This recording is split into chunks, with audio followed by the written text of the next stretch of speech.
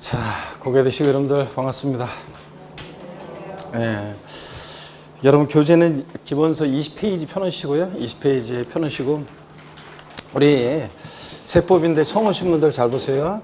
우리 부동산 세법입니다. 그래서 세법의 방대한 내용들 속에서도 부동산을 취득할 때 내는 세금이 어떤 거고 또 그 다음에 부동산을 보유할 때, 보유 이용 시에 부과되는 세금이 어떤 거고 또 팔 때 내는 세금이 어떤 거냐, 요걸 이제 우리 시험 범위로 하고 공부합니다. 그래서 우리 부동산 세법인데 여러분 갖고 계신 기본서를 보면 크게 세 개 부분으로 되어 있어요. 어떻게 되냐면 조세 총론이요.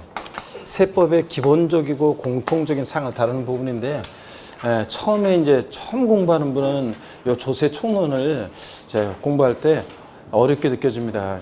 왜냐하면 세금들을 잘 모르는데 모르는 세금들이 막 나오고 그 다음에 용어들이 모르는 낯선 용어들이 나오기 때문에 처음에는 이 조세 총론을 어렵게 느낍니다. 그래서 근데 이게 조세 총론 부분이 어려워서 어려운 게 아니라 처음에 공부할 때는 생소하고 낯설어서 어렵게 느껴집니다. 그래서 처음 첫 강의를 듣고 있죠. 어떤 수강생분은 귀에 쏙쏙 들어와요 이렇게 얘기하는 분이 계시는데 어떤 분은 어려워요 이렇게 얘기하시는 분이 계시는데 어려워서 어려운 게 아니라 제가 첫날부터 어려운 내용을 강의했겠습니까 여러분들? 그래서 어려워서 어려운 것이 아니라 생소하고 낯설어서 어렵게 느껴지는 그런 부분인데 시험 문제는 조세 총론에서 한두 문제가 출제됩니다. 근데 지난 30회 시험에서만 예외적으로 여기서 세 문제가 출제가 됐어요. 근데 예외적인 거고 대개 이제 31회 시험은 한두 문제 여러분 출제 예상하시면 되고요. 그 다음에 지방자치단체에서 부과하는 세금을 우리가 지방세 또 그 다음에 국가에서 부과하는 세금을 우리가 국세 이렇게 얘기합니다. 근데 용어 설명을 좀 드리면요. 처음 오신 분들은 잘 보세요. 과세주체란 말이 있어요. 세금 과세 주체가 된 자인데 과세 주체가 된 자, 세금 부과에 징수 권한이 있는 자를 우리가 과세 주체 이렇게 얘기합니다. 그래서 이 과세 주체는 국가도 있고요.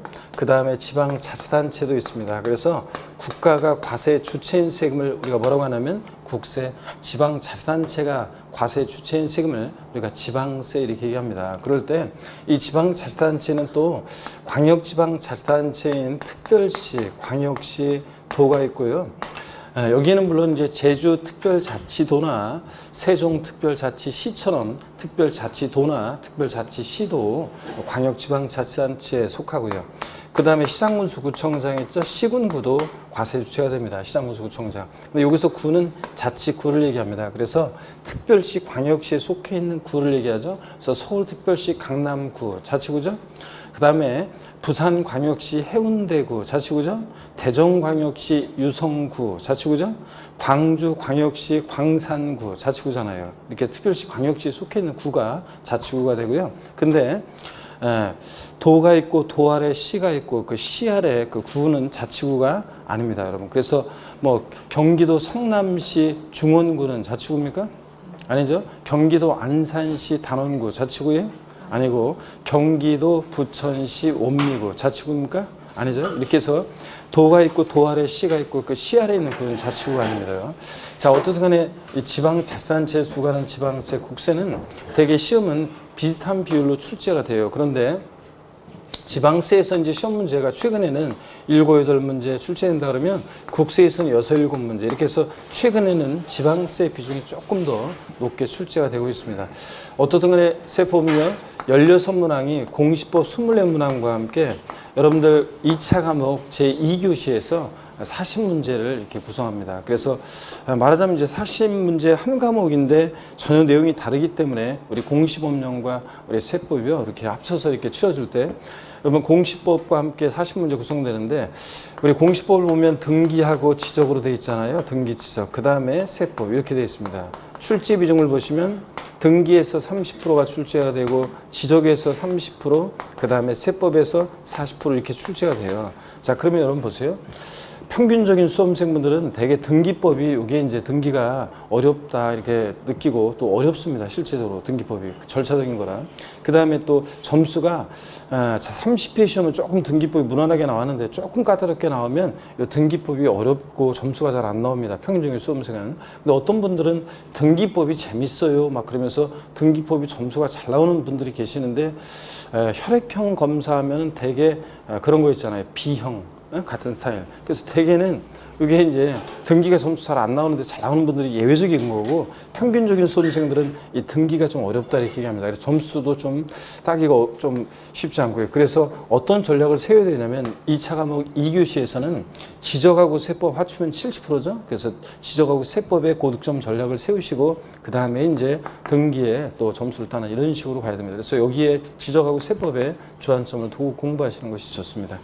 세법은 뭐 제가 항상 강의하면서 처음에 여러분께 항상 드릴 말씀이 있는데, 세법은 효자 과목이다 이렇게 항상 얘기합니다. 다른 과목에 비해서 적은 노력을 기울여서 고득점 할 수 있는 과목이고, 또 여러분들 세법적인 지식이 있으면 여러분들 본인과 또 여러분 지인들한테 큰 도움을 줄 수 있고, 또 실무에 나가서도 고객들이 제일 궁금해하는 게 뭐고? 세금이고요. 세법이고. 그러니까 실무에 나가서도 도움이 되고, 그래서 세법은 그런 효자 과목이다 이렇게 말씀드립니다. 그래서 여러분들 어떤 간에 저랑 같이 오늘부터 시작해서 시험장 가기까지 여러분들이 끝까지 함께 하시면은 실전에서 30일의 시험에서 여러분들 세법도 30회 시험은 좀 지저분하게 나오기도 하고 그랬지만 31회 시험에서는 여러분들이 세법은 반드시 또 구원을 받을 수 있습니다, 여러분들. 그렇죠?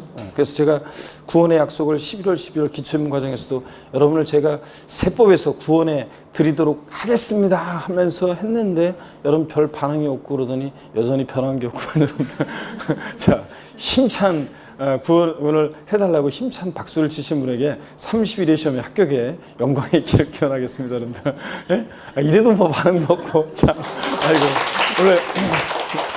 원래 이러지 않았는데 왜 이러지? 점점 이게 우리 광명이 제 여러분 봅니다. 하여튼 그래서 저랑 같이 즐겁게 이제 공부하시고요. 하나하나 알아가는 재미로 세법을 아니까 자 이렇게 이렇구나, 이럴 땐 이렇구나 이렇게 하나하나 알아가는 재미로 공부하시면 되겠습니다. 그 다음에 지방세, 국세에는 많은 세금들이 있어요. 그런데 우리 시험에서 중요한 세금들이 있는데 그 세금들 좀 소개를 해드리려고 합니다.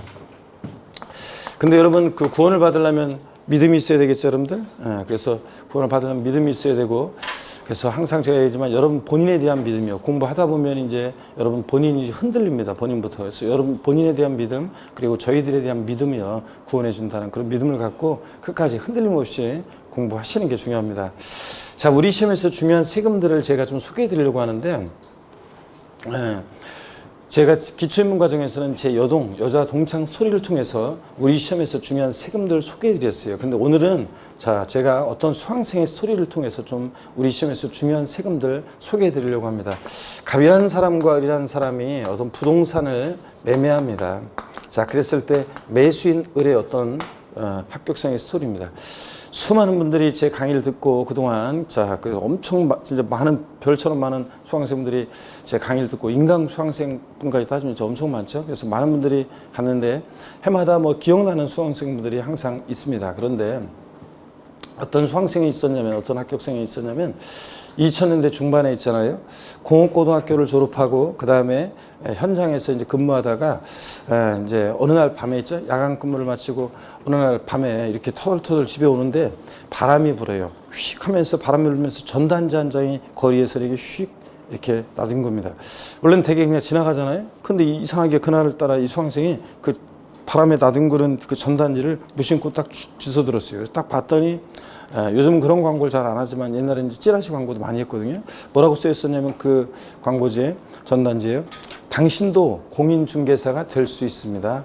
평생 직장. 요걸 딱 보는 순간 있죠. 이 수강생이 이게 운명이다. 이런 생각이 들어가지고 바로 있죠. 그 전단지 남아 있는 대로 이제 고민하다가 이제 전화를 했어요. 제가 강의하는 학원에 등록을 한 거죠. 그래가지고 등록을 했는데 원래 학원에서 보면 있죠. 상담하는 그 실장님들이 있어요. 그 큰 학원 같은 데 보면 이렇게. 그러면 이제 그 상담하는 실장님들이 농담처럼 하는 얘기가 있어요. 어떤 수강생은 상담을 하잖아요. 그러면 이제 이런 얘기 합니다. 저분은 1년짜리, 저분은 2년짜리, 저분은 3년짜리 이렇게 얘기합니다.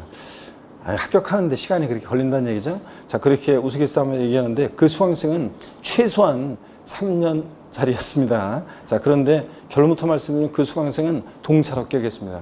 그 수강생이 얘기하기를 자기 평생에 있죠. 공부라는 것을 이렇게 해본 적도 없고 공부라는 것을 이렇게 또 재밌어가지고 공부라는 거 알아가는 재미 있잖아요. 이렇구나 하면서 알아가는 재미, 공부라는 걸 재미를 느끼면서 공부했던 것도 참 머리털 나고 처음이고, 하여튼 이렇게 해서 이제 그 수강생이 처음에는 적응이 안 됐었는데 나중에 여름쯤부터는 자신감이 붙더니 다니던 직장 때려치고 그 다음에 독서에 틀어박혀서 공부해가지고 1년 만에 합격했습니다. 그렇게.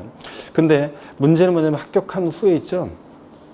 요즘 말로 하면 소공으로 들어간 게 아니라, 소속 공인 중개사로 들어간 게 아니라 일을 이제 하려고 하는데 이제 자기가 독자적으로 뭔가 해보고 싶은데 사무실 낼 돈은 없잖아요. 그래서 같이 학원에서 공부했던 형이 사무실을 개업하는데 거기다가 그 형한테 부탁해가지고 이제 책상 하나 놓고 있죠. 내가 프리로 한번 뛰어보겠다 이렇게 해가지고 책상 하나 놓고 독립적으로 뛰었어요. 그래가지고 드디어 있죠. 그 반지하에서 이제 집 하나를 매매합니다. 그 수강생이 어떤 수강생이냐면, 오늘 제가 일부를 그 수강생의 합격생의 스토리를 일부 오늘 얘기해 드리고, 일부로 2부는 제가 다음에 이제 다음 주에 또 얘기해 드릴 건데, 그 수강생이 일단 어떻게 됐냐면 합격해서 소년가장 같은 스타일이었어요. 그 뭐냐면 부모님이, 그 아버지가 이제 오랫동안 병중에 계시다가 돌아가시고, 엄마도 이제 몸이 안 좋으시고 어머니도, 자, 장남으로서 자기 동생들을 이제 공부시키면서 직장 다녔던 그런 소년가장 같은 그런 수강생이었는데, 어떡하나 드디어 있죠. 집 하나를 드디어 이제 중개업 해가지고요. 자기가 해서 돈을 벌기 시작했습니다. 그래서 드디어 꿈에 이르던 집 하나를 장만하게 됩니다.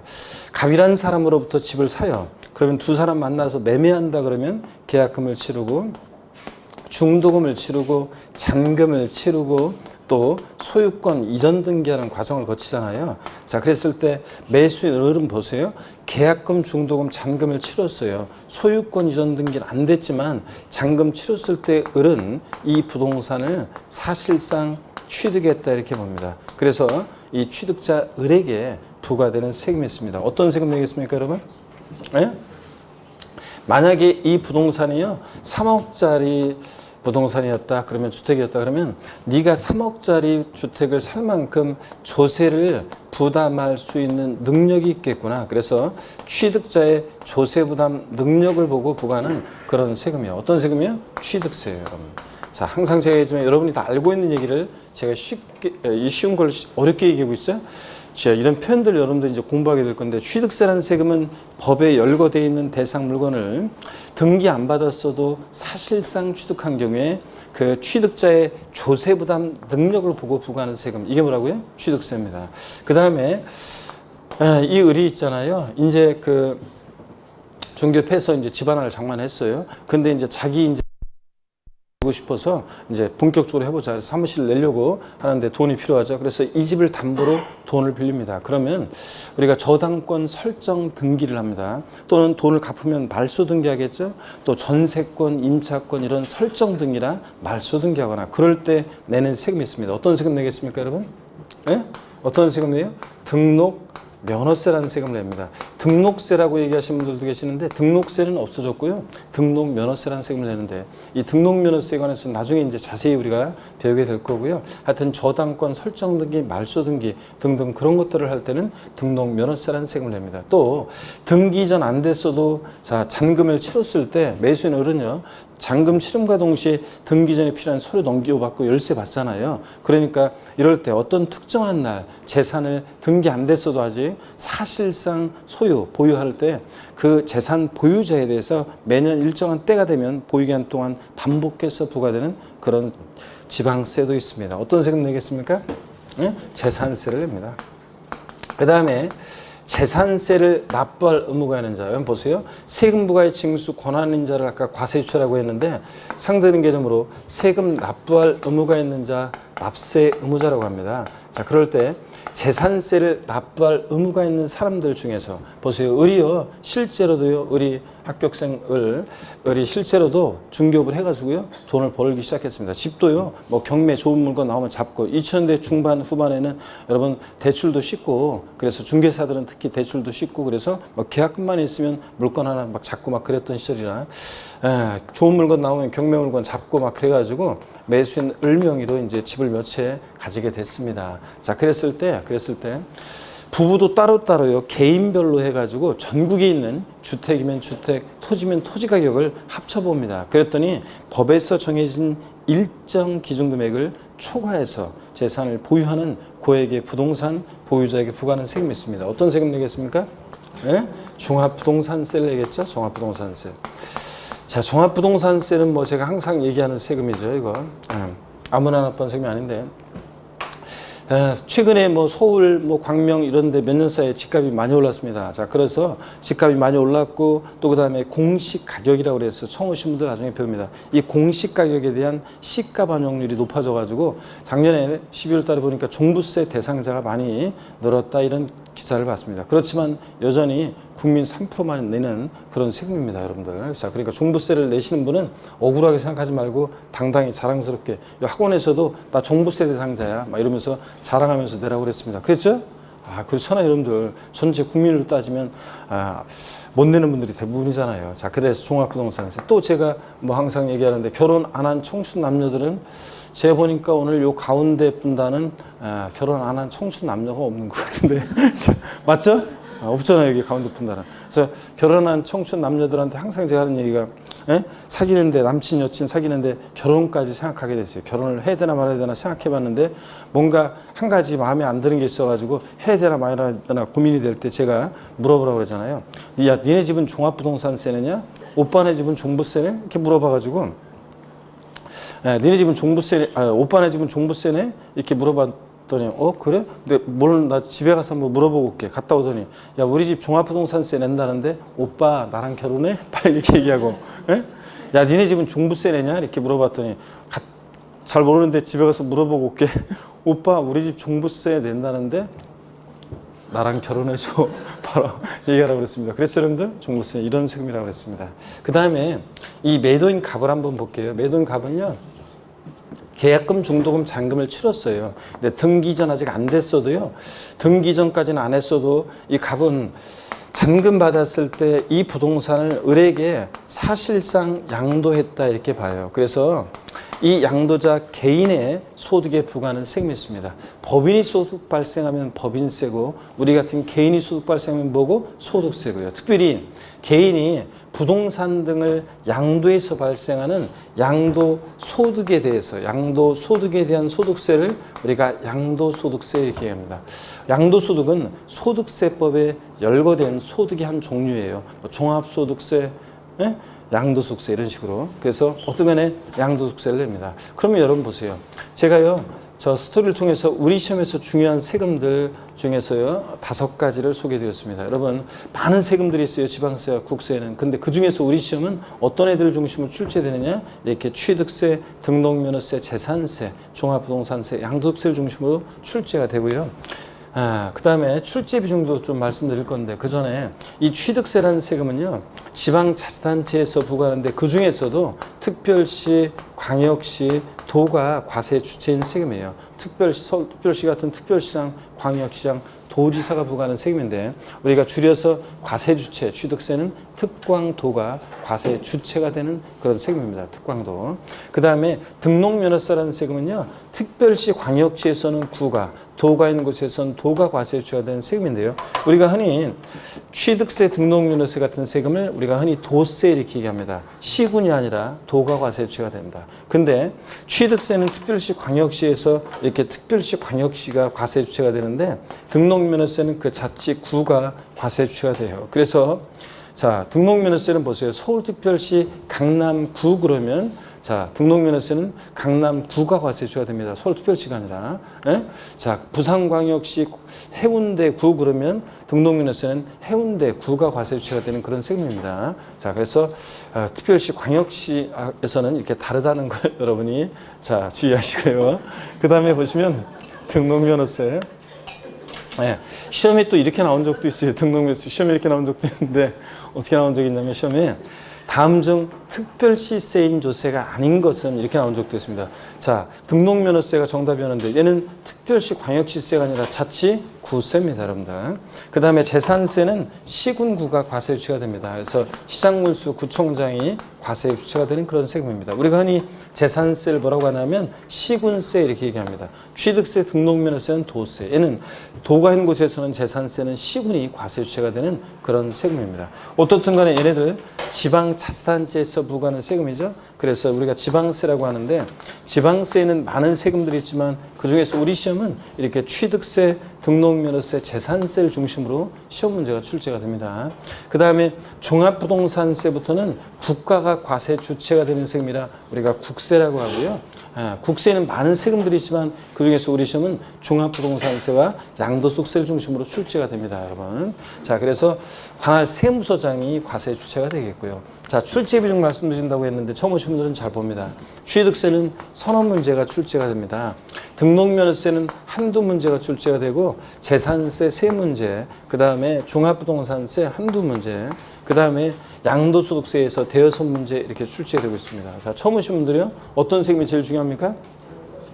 그렇죠. 양도소득세가 가장 많이 출제되고 또 제일 어렵습니다. 양도세. 그 다음으로 중요한 세금, 출제되는 세금이 취득세가 그 다음으로 중요하고요. 그 다음에 재산세 이런 식으로 중요합니다. 등록면허세하고 종합부동산세는 한두 문제, 한 문제 정도씩 출제되니까 아유 겨우 한 문제예요. 아유 그냥 얘네들은 그냥 제끼면 되겠네. 안 하면 안 해도 되겠네 이렇게 얘기하는데 여러분 등록면허세는요 나중에 막판 되면 10분이면 정리되고 얘는 15분이면 정리되는 그런 세금입니다. 그렇기 때문에 제낄 것이 아니고요. 또 등록면허세가 이제 최근에 두 문제가 나온 적들이 있었는데 여러분 등록면허세에서 두 문제라면 여러분한테는 행운이에요. 행운. 뭐냐면 이 등록면허세는 내용이 어렵지 않고요. 또 그 다음에 내용도 어렵지 않고 어렵지 않습니다. 출제된 문제가 어렵지 않고 또 그 다음에 지문도 길지 않아요. 등록면허세는 되게. 그러니까 아유 어렵지도 않지 공부 양도 적지 또 그 다음에 문제도 어렵지 않지 그 다음에 지문도 길지 않지. 그러니까 당연히 등록면허세는 두 문제 나오면 여러분한테 좋습니다. 그래서 제끼는 세목이 아니고요. 종합부동산세는 가끔씩 깊은 내용이 나올 때가 있지만 종합부동산세도 기본적으로 공부하면 한 문제 무난히 맞출 수 있는 그런 세목입니다. 그래서 하여튼 제끼지 말고 얘네들 5개 세금을 중심으로 우리가 공부를 합니다. 자, 그래서 우리 시험에서 중요한 세금들 소개해드렸는데 여러분 제가 제일 먼저 뭐라고 했냐면 여러분한테 우리 세법인데 방대한 세법의 내용들 속에서 부동산 세법을 우리 시험범위로 한다고 그랬잖아요. 그래서 자 봅니다. 취득세 등록면허세는 부동산 취득할 때 내는 대표적인 그런 세금입니다. 부동산 살 때 내는 취득세 등록면허세. 부동산 보유 시에 부과되는 대표적인 세금인데 어떤 거예요? 재산세, 종합부동산세. 부동산 보유 시에 부과되는 대표적인 세금이고 부동산 보유 시에 부과되는 대표적인 지방세, 재산세. 보유 시에 부과되는 대표적인 세금, 종합부동산세. 팔 때 내는 처분할 때, 양도할 때, 처분할 때 내는 양도소득세. 이렇게 해서 우리는 부동산 세법입니다. 부동산 살 때, 자 가지고 있을 때 팔 때 내는 얘네들 취득세, 등록면허세, 등록면허세, 재산세, 종부세, 양도세를 중심으로 우리 시험 문제가 출제되고 있습니다. 그리고 여러분 가급적이면 공부하실 때 1차, 2차를 같이 공부하시는 게 좋습니다. 우리 중개사는 시험 준비하실 때 그래야지 1차 과목과 2차 과목이 서로 연결이 돼 있어가지고 시너지 효과가 생겨요. 그래서 같이 공부하는 게 좋고 또 시험 문제도 보면 30회 시험도 그렇지만 그 전에도 그렇고 보면은 이런 경우가 있어요. 부동산 학개론 문제에서 공법 문제 뭐 한 4문제, 세법 문제 한 문제 뭐 이런 식으로요. 민법이나 공법이나 민법 문제도 출제지만 공법이나 세법 문제가 내용이 그 부동산 학개론에서 출제가 됩니다. 여러분 그러면 보세요. 부동산 학개론에서 과목에서 공법이나 세법 문제가 출제가 됩니다. 그러면 그 출제하는 부동산 학개론 출제 교수가 세법이나 공법을 깊은 내용을 알고 있겠습니까? 모르겠습니까? 되게 아주 깊은 내용은 자기 전공이 아니니까 깊은 내용은 확신이 없겠죠, 여러분들. 그렇기 때문에 그 부동산 학개론 문제에서 출제되는 공법이나 세법 문제는 2차 과목을 공부한 사람이면 쉬운 문제예요. 물 하나 이렇게 쉬운 문제가 출제된단 말이에요. 그러니까 주는 문제예요. 그래서 2차 과목을 공부한 사람은 공법 4문제, 세법 1문제, 5문제는 그냥 주워 먹는 거예요, 그거는. 자, 그런데 1차만 준비하신 분이에요. 2차 준비 하나도 안 하는 사람들은 전혀 안 배운 내용이 시험에 나오기 때문에 굉장히 당연히 이제 까다롭고 틀리는 거죠. 자, 그렇기 때문에 1차, 2차를 같이 공부하는 게 좋습니다. 30회 시험에서 부동산 학개론 문제에서 세법 문제가 나왔는데요. 어떤 문제가 나왔냐? 이런 문제가 나왔어요. 뭐 어떤 문제가 세법 문제 나왔다고 해서 봤더니 이런 문제가 나왔어요. 가로넣기 하는 건데 보세요. 첫 번째 가로넣기가 얘네들 보기에 박스에 얘네들 깔아놓고요. 얘네들 세금들을 깔아놓고, 자, 첫 번째 가로넣기 문제가 뭐였냐면, 부동산 보유 단계에서 부과되는 지방세는, 부동산 보유 단계에서 부과될 수 있는 지방세는 그랬습니다. 어떤 거 얘네들 중에서 집어넣어야 돼요? 재산세, 부동산 보유 시에 부과되는 대표적인 지방세잖아요.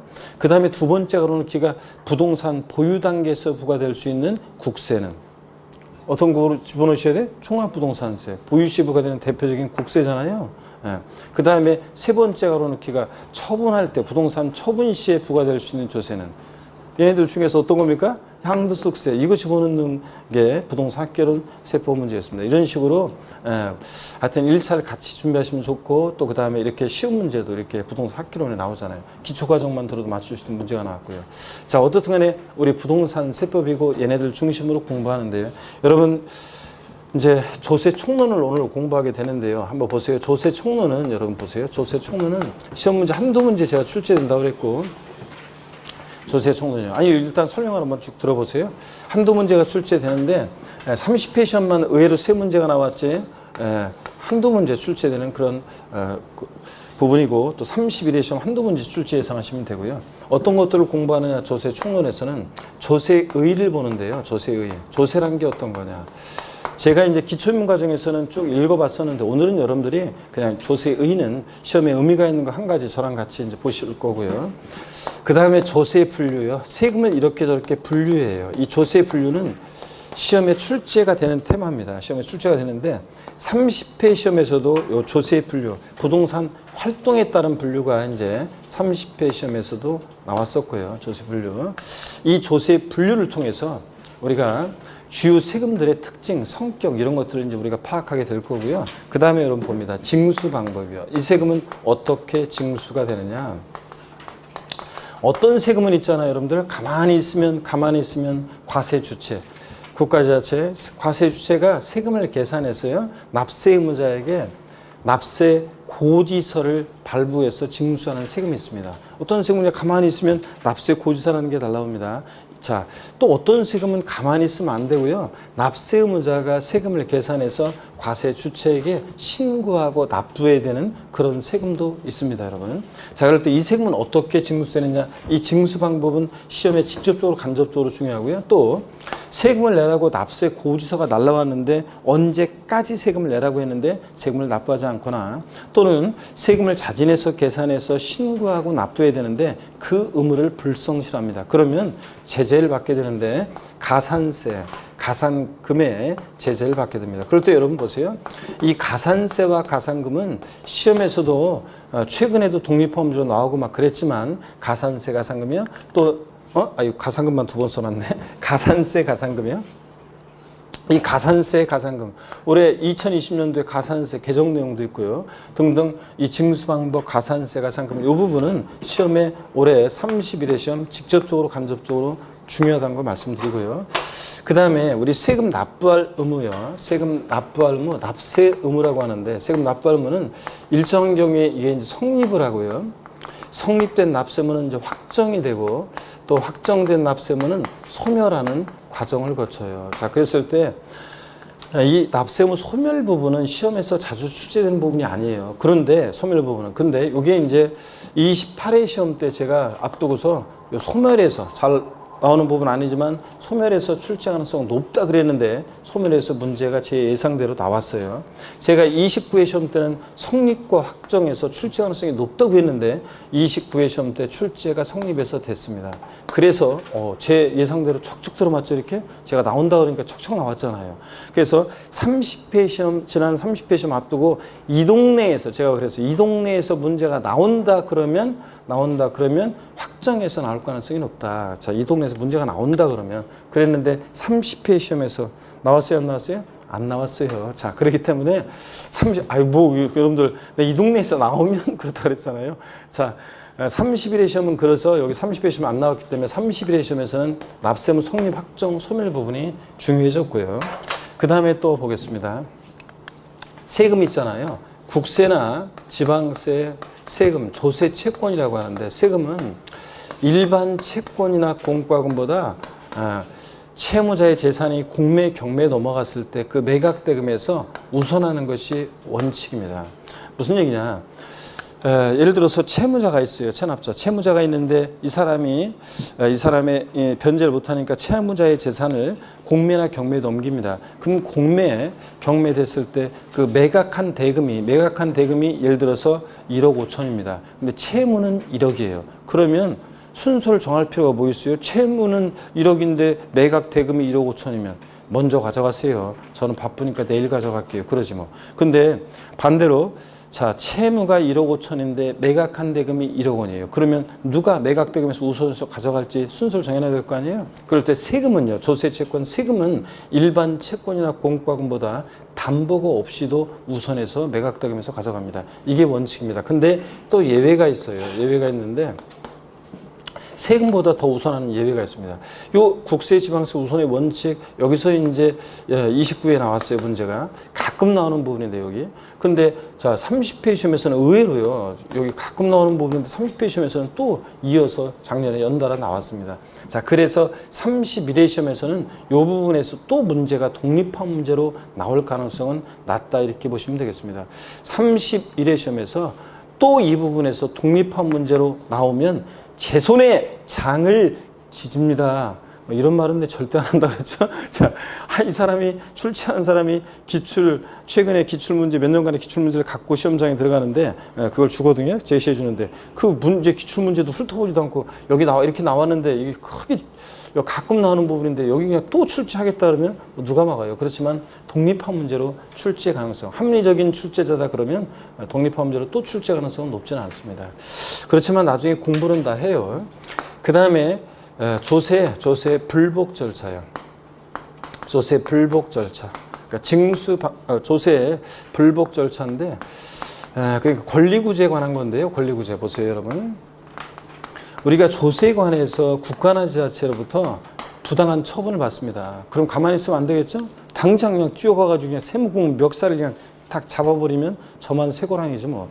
그러니까 정당한 절차를 밟아야 되는데 이 조세불복 절차를 보면 제가 항상 생각나는 에피소드가 있습니다. 어떤 에피소드가 생각나냐면 제가 13회 시험이요. 지금이 31회 시험 대비니까 13회 시험이면 와 시간이 한참 많이 흘렀네요 진짜. 제가 13회 시험 때 강의를 이제 시작한 지 얼마 안 돼가지고 그 제 선배 교수님한테 있죠. 그 요번 이제 시험 앞두고서 얼마 앞두고서 이제 제가 이번에 출제 교수가 누가 들어갔냐 아니면 또 뭐 돈은 뭐 소문 없냐 그 다음에 또 요번에 잘 안 나오던 부분에서 좀 출제가 유력시 되는 부분이 저 무슨 도는 게 없냐 그 어떤 부분에서 출제가 유력시 되냐 좀 찍어달라고 막 이렇게 꼬셨더니 그 선배 교수님이 한참 뜸들이다가 있죠. 저한테만 천기누설한다는 식으로 올해는 조세 이 불복 절차, 권리 구제 이 부분에서 문제가 나올 가능성이 높다 이런 식으로요. 나온다 이런 식으로 도는 게 있다는 식으로 뉘앙스를 주더라고요. 그래가지고 제가 이 부분 한 번도 그 전까지 출제 안 돼가지고 강의 안 했던 부분이거든요. 그래가지고 제가 불이 나게 그 요 조세 불복 절차 권리 구제에 관한 부분 시험에 나올 만한 거 핵심 요약 정리해가지고 OX 만들어가지고 빨리 시험장 가기 전에 학원에 제가 메일 보내가지고 수험생들한테 빨리 이거 배부하라고 해가지고 막 불이 나게 해가지고 긴급히 막 배부하고 막 난리가 났었거든요. 그랬는데요. 요 부분에서 그 해 시험에 나왔느냐? 당연히 안 나왔어요. 안 나왔는데 그 이후에 시간이 얼마나 흘렀는지 23회 있죠? 10년이 흘러가지고 23회 시험 때 여기서 문제가 드디어 이제 나왔어요. 자, 그리고 25회 시험 때 종합문제 속에서 지문 한 줄 나오고 안 나온 부분인데 제가 13회 시험 그 사건 있잖아요. 제가 나올 줄 알고 막 그냥 뭔가 이거 그냥 한 문제 이제 긴급하게 수험생들 마치게 하려고 그냥 긴급하게 하고 난리치고 그랬는데 결국 수험생들한테 제 얼굴이 뭐가 된 거예요. 이게 나올 올해 문제 도는 거다. 빨리 보고 가라 이래가지고 했는데 수험생들 괜히 바쁜데 헛수고 있잖아요 이거. 그래서 제가 그 사건 이후로는 있죠 절대로 다른 사람 말은 듣지 않습니다. 그러니까 저만 철저하게 믿고 제가 분석한 대로 이제 합니다. 그 이후부터는. 그래서 어떤간에 이런 부분이에요. 이 부분도 출제가 됐었고 또 그 다음에 뭐 서류 송달이라든가 등등 해가지고 우리 이 조세 총론은요, 지방세 기본법, 또 지방세 징수법, 또 국세 기본법, 국세 징수법, 이런 법들을 바탕으로 되어 있는데, 그 법들을 보면 내용이 엄청 방대합니다. 그 속에서 우리는 이제 한 번 딱 출제 안 되다가 한 번 딱 출제되고 그 이후에 출제 안 되는 부분들이 있어요. 그래서 그런 것들을 버릴 것은 버리면서 이런 부분들을 중심으로 우리가 조세 총론을 공부합니다. 먼저 우리 조세의입니다. 교재 20페이지 보시면 서설 1장 소설에서요. 조세 개념 및 특징인데 여러분, 조세 개념, 조세의 특징 이런 거, 조세 개념 읽어보세요, 여러분들이. 그리고 제가 지난 시간에 읽어드렸지만 읽어보시고 조세의 특징도 여러분 읽어보는데 막 중요한 것 같아가지고 밑줄을 막 긋고 싶은 생각이 들어도 줄 긋지 않으셔도 됩니다. 이거는 조세란 게 이런 거 아니에요. 학자들이 얘기한 거라 앞부분 내용들은 읽어보는 거고요. 굳이 줄을 긋겠다 그러면 말리지는 않습니다. 근데 시험에는 안 나와요. 그러니까 여러분들이 그냥 참고적으로 읽어보십니다. 이런 것들이 나와요. 조세 특징에서 과세주체. 세금은 반드시 국가나 지자체, 과세주체 아까 세금과 징수 권한이 있는 국가 지자체, 반드시 세금은 국가나 지자체에서 부과하는 것이 세금이지 조세지, 국가나 지자체가 아닌 곳에서 부과하는 것은 공과금, 공공요금은 조세가 아닙니다. 국가나 지자체에서 부과하는 것이 아니니까. 저희 엄마 있죠? 저희 어머니가 이제 저희 엄마가 연로하신데 저희 엄마한테 제가 그 날씨가 이제 춥거나 이제 그럴 때 보일러 그 집에 온도를 좀 올리시고 침대 매트 이제 온도 이런 것도 좀 올리시고 따뜻하게 하시라고 하는데, 연세 드신 분들은 절약 정신 같은 게 투철하셔가지고 그런 거 이제 잘 막 팡팡 안 하시잖아요. 그래서 제가 저희 부모님 댁 가면 항상 나올 때 있죠, 몰래 보일러 온도를 1도로 항상 올려놓고 나옵니다. 항상 올려놓고 나오고.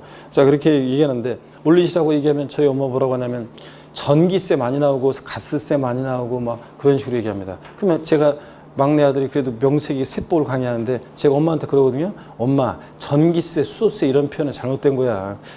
걔네들은 세금이 아니니까. 그러니까 뭐냐면 국가나 지방자치단체 같은 데서 부과하는 것이 조세지, 국가나 자체가 아닌 곳에서 부과하는 것은 조세가 아니라 전기요금, 수도요금 이런 식으로 가스요금 이렇게 얘기해야지 전기세, 가스세, 수소세 얘네들은 세금이 아니다. 그렇게 얘기하면 저희 엄마가 알았다고 하고서 있죠. 또 좀 시간 하면 전기세, 가스세 또 그래. 자, 그래서 변함이 없습니다. 자, 그런데 여러분, 하여튼 그래서 이렇게 세금 부과의 징수 권한인 자, 과세주체, 세금은 국가나 지자체가 있고 국가나 지자체에서만 부과하는 것이 조세지, 그렇지 않은 곳에서 부과하는 것은 공과금, 공공요금은 조세가 아니다. 국가 지자체에서 부과하는 것이 아니기 때문에 그런 얘기들이 쭉 나와요. 그래서 읽어보시는 거고. 21페이지요. 양가로 5번 납부 방법 있죠? 요거만 이제 시험에 의미가 있습니다. 그래서 여기부터 제가 설명을 드리겠습니다. 양가로 5번. 납부 방법, 이건 어떤 거냐면 세금 납부 이행의 방법에 관한 거예요. 그래서 여기 한번 보겠습니다. 세금 납부를 어떻게 이행하느냐. 요거는 어떤 거냐면 세금 납부 이행 방법에 관한 거예요. 세금 납부 이행을 어떻게 할 것이냐. 세금 납부 이행의 방법을 보시면 세금 납부는요, 화폐경제 시대니까 당연히 금전 납부가 원칙입니다. 금전 납부가 원칙이고, 그렇죠. 금전으로 납부해야지 뭐, 제가 항상 우스갯소리 삼아 얘기하는데, 취득세 500만 원 낼 게 있는데, 뭐, 돼지 키우는 사람은 돼지 끌고 와서 세금을 내고, 소 키우는 사람은 소 끌고 와가지고 세금 내고 그러면 안 되잖아요. 금전 납부가 원칙이고, 또 일시불 납부, 한 번에 내는 것이 원칙입니다. 근데 예외적으로, 금전 납부 원칙의 예외로서요, 물건으로도 세금을 납부할 수 있고요. 또 일시불 납부 원칙의 예외로서 분할 납부, 나누어 낼 수도 있습니다. 자, 그래서 세금은 이렇게 물납과 분할 납부라는 거, 오늘 처음 오신 분들은 말 뜻을 이해하고요. 금전 납부 원칙의 예외로서 물건으로 납부하는 거 물납, 또 세금의 일시불 납부 원칙인데 예외적으로 나눠낼 수 있는 분할 납부, 이렇게 말 뜻을 익히고 물납과 분할 납부는 예외적으로만 허용되는데, 자, 아무 세금이나 물납 분할 납부 할 수 있는 게 아니에요. 법에서 물납 분할 납부 할 수 있는 세금이 딱 정해져 있고 일정한 요건과 절차를 갖춰서 할 수 있는데, 그 요건과 절차는 나중에 이제 강론에서 배우시는 거고, 자, 30회 시험 같으면 물납의 요건을 알고 있는지를 묻는 문제가 재산세에서 정답 지문으로 나왔었고, 또 올해는 분할 납부 요건과 절차가 시험에 출제 가능성이 높은데요. 자, 어떤 간에 오늘은 요건과 절차를 배우는 게 아니라 물납과 분할 납부 허용되는 세금을 한번 보겠습니다. 여러분, 저희 물납이라는 세금은요, 지방세에서 물납은 재산세, 만 허용됩니다. 다른 건 안 돼요. 그 다음에 국세에서는 상속세만 물납이 허용됩니다. 상속세만. 다른 세금은 안 되고요. 자, 그래서 시험에서 지방세법상 물납은 취득세, 재산세 하나여 허용되고 있다. O, X요. X입니다. 취득세, 재산세 하나 허용되고 있다? 아닙니다. 취득세 슬쩍 집어넣습니다. 아니고 재산세만 허용됩니다. 그 다음에 분할납부요. 이 분할납부는 보세요. 분할납부도 허용되는 세금이 딱 정해져 있습니다. 어떤 게 분할납부 허용되느냐 보시면 분할납부는 먼저요. 지방세에서 분할납부는 재산세가 분할납부가 허용이 됩니다. 그 다음에 국세에서 분할납부는요. 국세 분할납부는 일단 종합부동산세, 줄여서 종부세 있죠? 종합부동산세 허용이 됩니다. 양도소득세 있죠? 분할납부 할 수 있습니다. 양도세. 그 다음에 상속세. 그 다음에 증여세, 상속세, 증여세. 또 그 다음에 법인의 소득에 부과되는 뭐 법인세, 뭐 농어촌 특별세도 있는데요. 하여튼 등등이 허용이 되고 있습니다. 이렇게. 자, 그러면 여러분 다른 모습으로 한번 살펴볼게요. 물납과 분할납부 허용되는 세금들 다른 모습으로 우리 시험에서 중요한 주요 세금들을 중심으로 해서 다시 한번 그러면 설명을 한번 드려보겠습니다. 여러분 보세요. 어떤 얘기냐면 취득세부터 시작해가지고 한번 쭉 주요 세금들 비교해서 한번 쭉 살펴보겠습니다. 여러분들 취득세부터 쭉 비교해서 한번 살펴보시면 먼저 여러분들이요. 먼저 여기를 봅니다. 자, 물납, 분할납부 허용 여부요. 물납 한번 보겠습니다. 물납. 자, 취득세예요.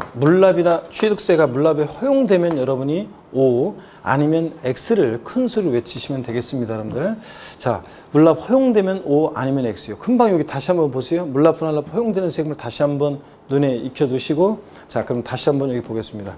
취득세는 물납 허용되면 O 아니면 X요. O, X요. X입니다.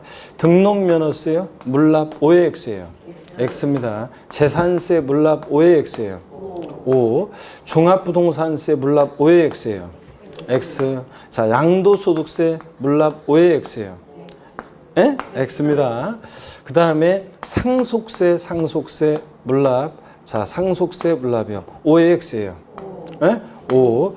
증여세 물납 O의 X예요. X입니다, 여러분들. 자, 그 다음에 분할납부 한번 볼게요. 분할납부. 이번에는 분할납부. 자, 일시불납부원칙 예로서 분할납부. 취득세 O의 X예요. X입니다. 등록면허세 X예요. 재산세 O. 종합부동산세 O. 양도소득세 O. 상속세 O. 증여세 O입니다, 여러분. 물론 법인세도 있지만 생략했습니다, 제가. 자, 그러면 여러분 보세요. 지방세에서요. 자, 취득세, 등록면허세, 재산세는 지방세잖아요. 지방세에서 물납과 분할납부가 모두 허용되는 조세를 골라라. 그럼 뭐만 고르셔야 돼? 재산세만 물납과 분할납부가 모두 허용됩니다. 국세에서 종부세부터는 이제 국세거든요. 국세에서 물납과 분할납부가 모두 허용되는 세금을 골라라. 그럼 국세에서 뭐예요? 상속세입니다. 이렇게 해서 여러분들 요 내용은 반드시 여러분들이 물납과 분할납부 허용 여부 있죠? 요건 반드시 여러분들이 정리해 두셔야 됩니다. 이렇게 세목별로. 자, 그럼 교재를 한번 보겠습니다. 필기 좀 이따 하시고 교재를 한번 보세요. 21페이지 양가로 5번 납부 방법입니다. 조세의 납부는 원칙적으로 금전으로 납부해야 한다. 다만 납세무자의 조세 납부 편의를 위해서 상속세 및 재산세에서는 밑줄입니다. 상속세 및 재산세에서는 예외적으로 물납을 인정하고 있다. 밑줄이요. 자, 그래서 지방세에서 물납은 뭐만? 재산세만. 국세에서 뭐만? 상속세만 허용되고요. 그 다음에 기출 체크 한번 보겠습니다. 조세 납부 방법으로 물납과 분할납부가 둘 다 가능한 것은 그렇습니다. 자, 그럴 때 먼저 기억본에 보니까 부동산 임대업에서 발생한 사업소득에 대한 종합소득세. 여러분요, 잘 모르겠지만 종합소득세 아까 국세에서 물납은 뭐만? 상속세만 돼요. 그러니까 상속세, 증여세만 상속세하고 재산세만 찾으면 되는데 종합소득세는요 물납 안 됩니다. 종합부동산세 물납 돼요? 안 됩니다. 분할납부만 됐죠. 취득세 안 되죠? 둘 다 안 되고. 재산세 도시적분이라고 되어 있는데 도시적분이 뭔지는 나중에 배우는데 재산세입니다. 재산세 고르셔야죠. 지방세에서 물납과 분할납부 모두 허용되는 세금을 골라라. 뭐? 재산세. 그래서 리을번. 그 다음에 미음번 특정 부동산에 대한 지역자원시설세. 얘는 처음 오신 분은 무슨 세금인지 아직 안 배웠는데요. 오늘 배울 건데 아직 안 배웠잖아요. 하여튼 물납부, 날납부 둘 다 가능한 고르라고 하면 뭘 찾으셔야 돼? 재산세하고 상속세인데 상속세 없잖아요. 그럼 뭐만 고르셔야 돼? 재산세만. 그래서 정답은 4번 리을번이 되겠습니다. 자, 이렇게 해서 물납부, 날납부 여러분들 반드시 이렇게 정리해 두시고요. 그 다음에 22페이지 2번에 조세 분류가 나와요. 요 조세 분류는 시험에서 출제가 가끔 되는 테마입니다. 2번 조세 분류 전체 테마에 조세 분류에 별 표시 하나 하시고요. 그 다음에 조세 분류를 왜 공부하냐면요. 이 조세 분류를 통해서 우리 시험에서 중요한 세금들의 특징을 이제 이해하고 하기 위해서 우리가 이제 조세 분류를 공부하는데 잠깐 쉬었다가요. 여기부터 본격적으로 우리 한번 보도록 하겠습니다. 잠깐 쉬겠습니다.